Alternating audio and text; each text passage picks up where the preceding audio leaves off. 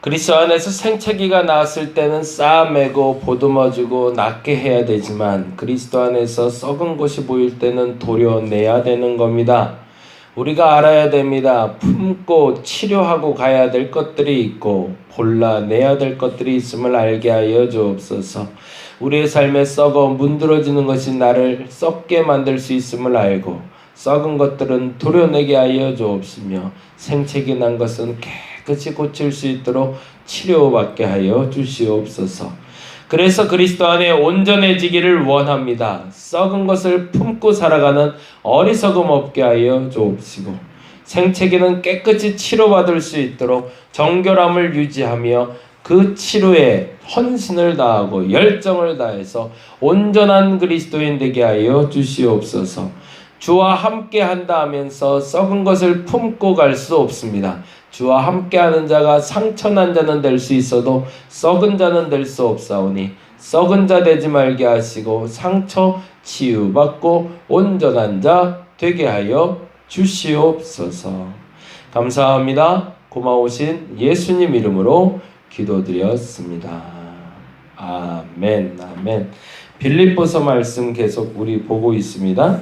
빌립보서 1장 12절에서 18절 말씀, 신약성경 318페이지 여간에 있습니다. 빌립보서 1장 12절에서 18절까지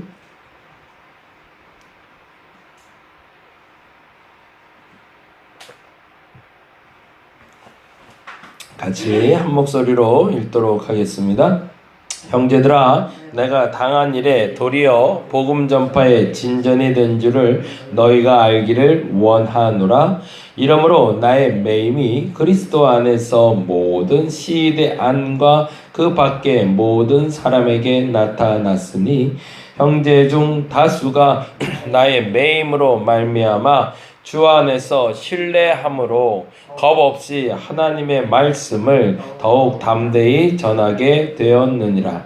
어떤 이들은 투기와 분쟁으로 어떤 이들은 착한 뜻으로 그리스도를 전파하나니 이들은 내가 복음을 변증하기 위하여 세우심을 받은 줄 알고 사랑으로 하나 그들은 나의 매임에 괴로움을 더하게 할 줄로 생각하여 순수하지 못하게 다툼으로 그리스도를 전파하느니라.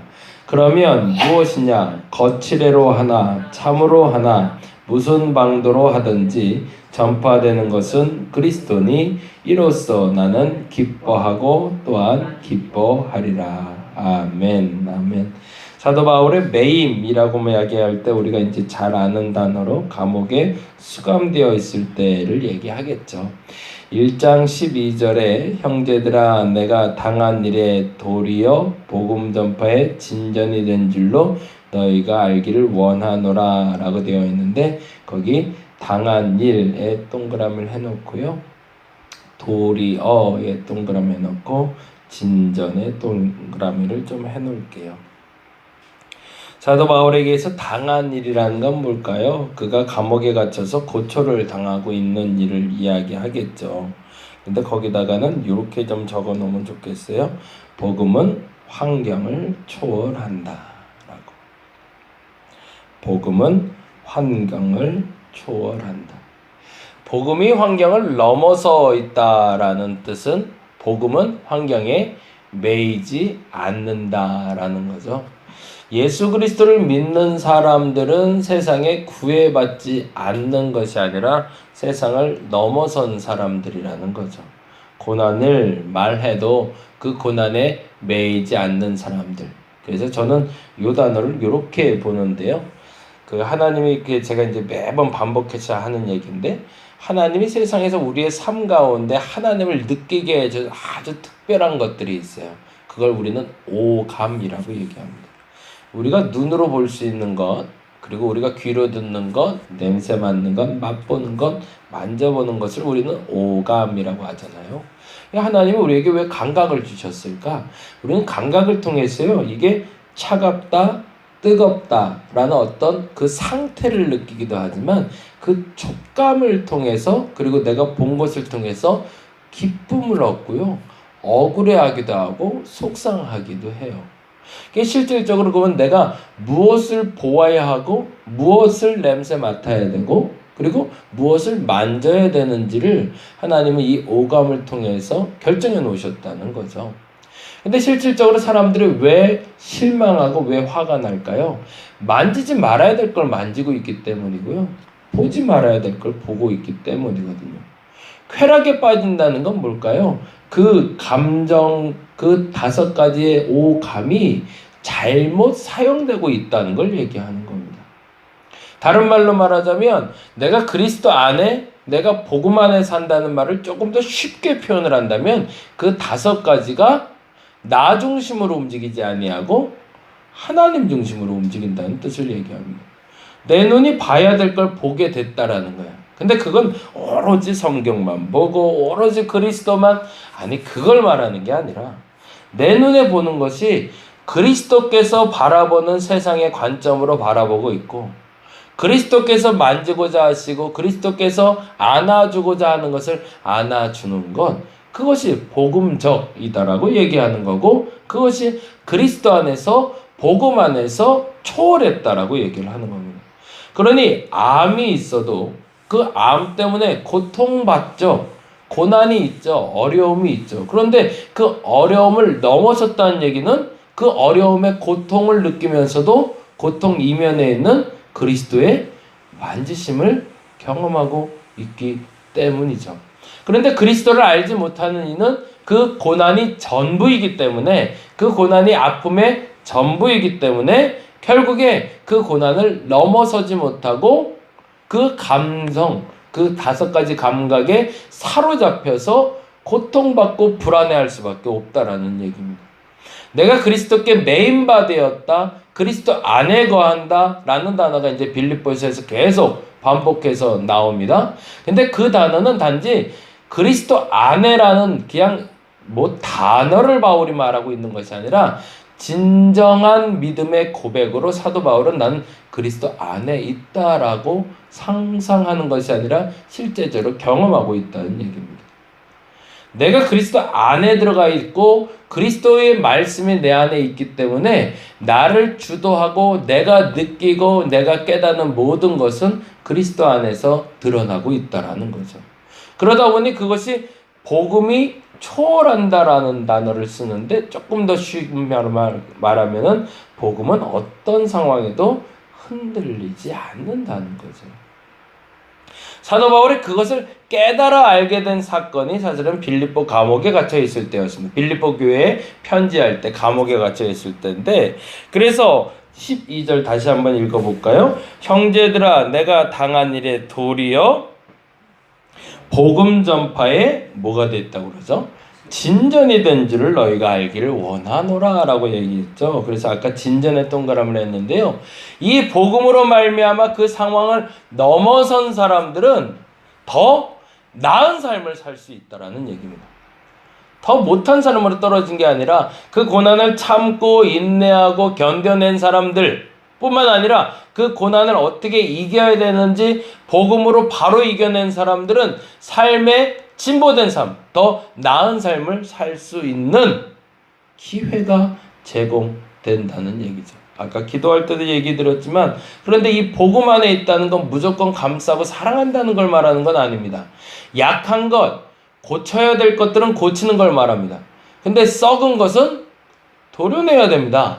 썩은 것까지도 품고 가면요, 사과 하나가 사과 갯장 안에 들어서 있는데 사과 하나가 썩으면 전체가 다 썩죠. 그래서 귤 한 박스를 사도 처음에 골라내는 이유가 그 안에 눌려서 곰팡이가 든 게 있으면 그거 하나 때문에 전체 귤이 다 썩기 때문에 썩은 건 골라내야 되는 겁니다. 그게 썩은 게 아깝다고 그거 잘라내고 그대로 놔뒀다가 전체가 다 썩을 수밖에 없기 때문에, 약한 것, 고쳐야 될 것은 보듬고 치유하고 가는 겁니다. 그게 복음입니다. 그런데 아닌 것은 잘라내는 겁니다. 그것이 진보를 이루는 것이지 모든 것을 다 품고 감싸고 사랑한다고 해서 그것이 복음의 진보를 이루는 건 아니라는 얘기입니다.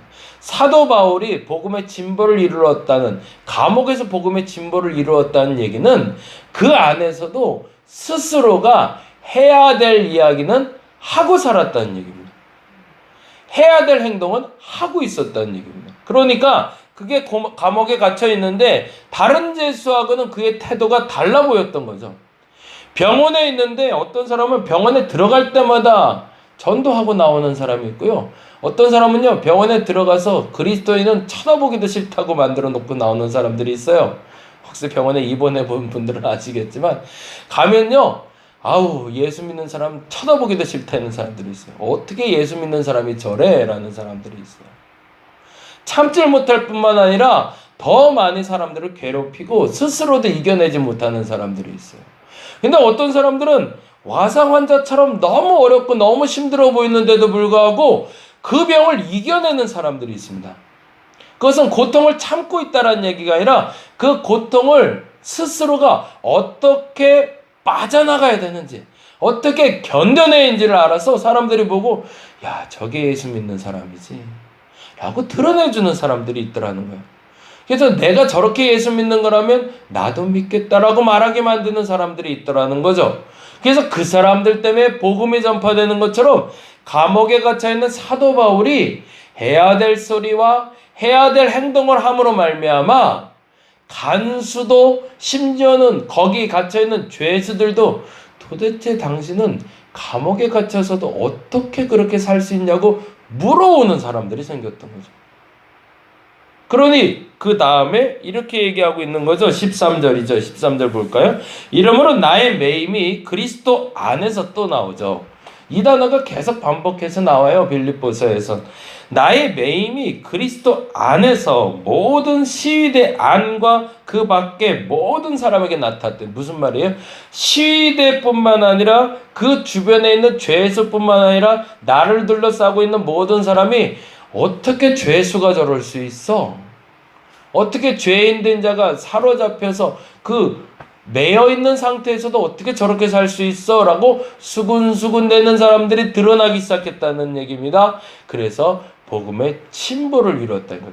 감옥에서도 전도가 가능하구나. 코로나19가 시작되면서 전도 활동도 불가능하고 예배도 불가능하고 사람 만나는 게 불가능해졌다고 얘기합니다. 그래서 주춤주춤하고 있고 어떻게 해야 될지 모르고 있습니다. 이때 해야 될 첫 번째 일이 있습니다. 그리스도인답게 사는 연습을 먼저 해야 됩니다.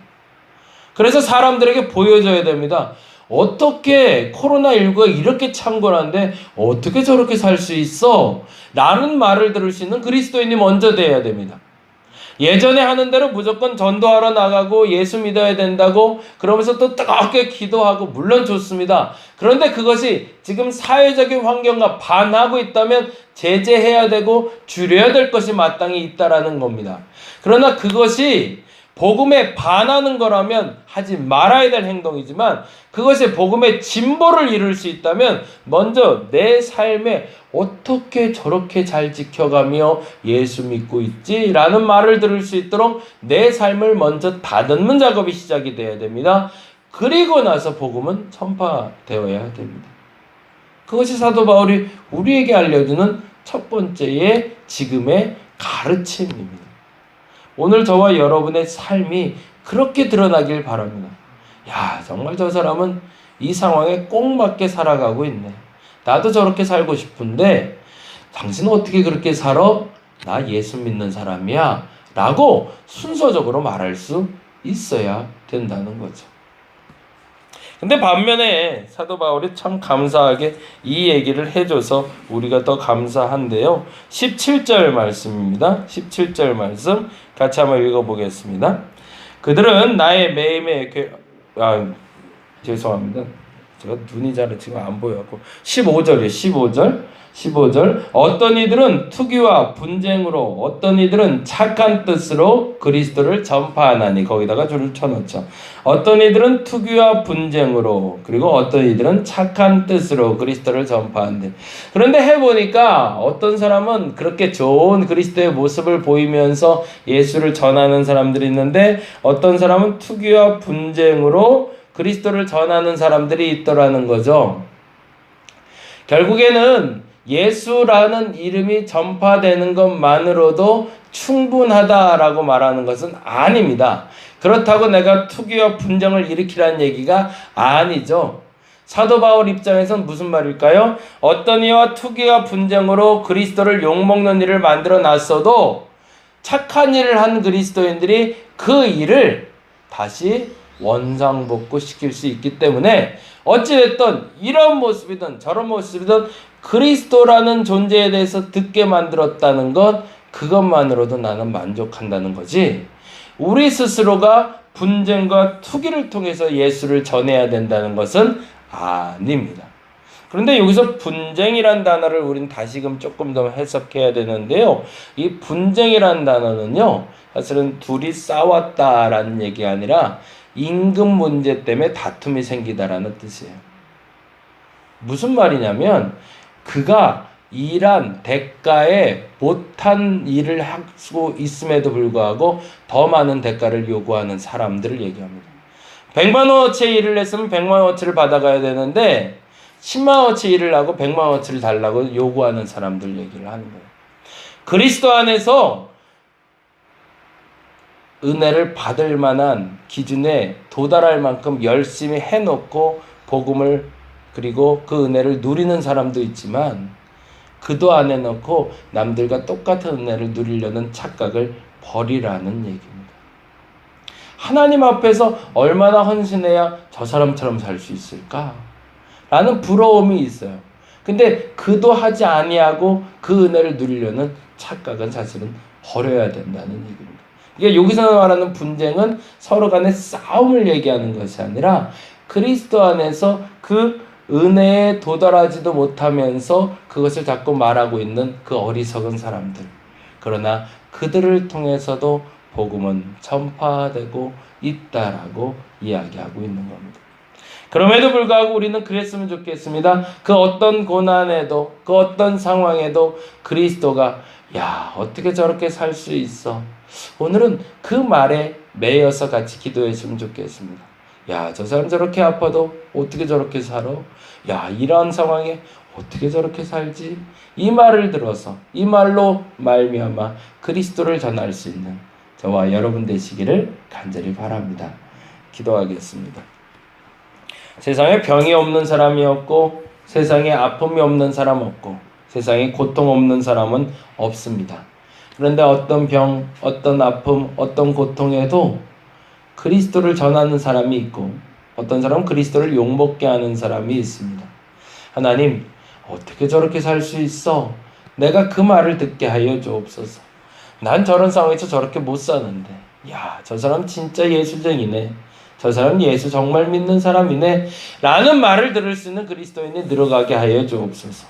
코로나19로 우리가 할 수 있는 게 너무나 많이 적어졌습니다. 그럼에도 불구하고 그리스도의 일을 감당하기 위해서 오늘 나를 살아내길 원하오니 어떻게 저렇게 살 수 있지? 그 말을 들을 수 있는 내가 되게 하여 주시옵소서. 감사합니다. 고마우신 예수님 이름으로 기도드렸습니다. 다 같이 기도하고 돌아가도록 하겠습니다.